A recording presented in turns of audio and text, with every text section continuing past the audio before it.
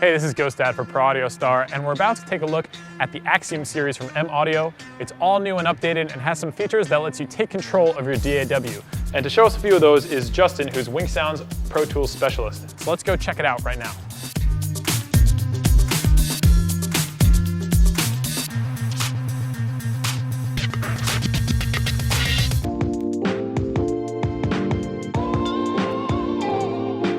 How's it going, Justin? I'm doing great. I'm really excited to show you guys all the latest updates and the features of the Axiom 49. Being a dedicated Pro Tools user, this keyboard really helps my sessions go a lot smoother. It's plug and play. It's class compliant, which means you don't really need to install any drivers. It maps directly to Pro Tools seamlessly, and it's also bus powered, so you don't really need an external power supply, which means you could take this anywhere on the road with you, perform live, no hassle. You've got lots of sliders and knobs to do it with. What are some of the things you reach for on the Axiom? I definitely reach for the sliders and of course the encoders. Now first off, the sliders, you got 9 sliders here, and the first 8 will map to whatever 8 tracks you got in your Pro Tools session, and the 9th slider will definitely be to your master fader all the time, so you could always quickly make your adjustments. You got your encoders here, and those correspond to panning, and also when you switch to instrument mode, the different parameters within your instruments. You got 8 drum pads and 49 semi-weighted keys, pitch bend, mod wheel, and of course octaves. And another key thing is you got your transport controls here. Arm your session for record, rewind, playback, looping. Really, really intuitive and fun to really dig deep into it. You can actually control and record into a whole session without reaching for the computer.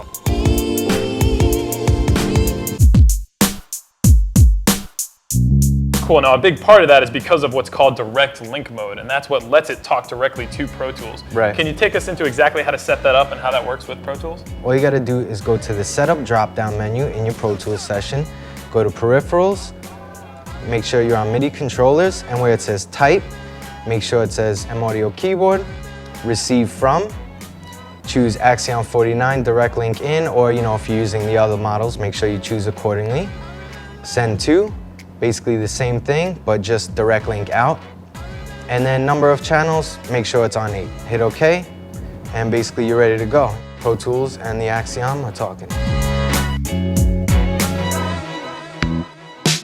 So you've got one of your sessions open here, and you're going to actually mix and control this all from the Axiom 49? I set up a selection that I'm going to loop within my Pro Tools session, and I'm going to enable loop playback on the Axiom.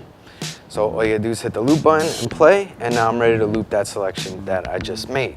And what I'm gonna do is just basically head over to the faders and start setting the levels to my mix.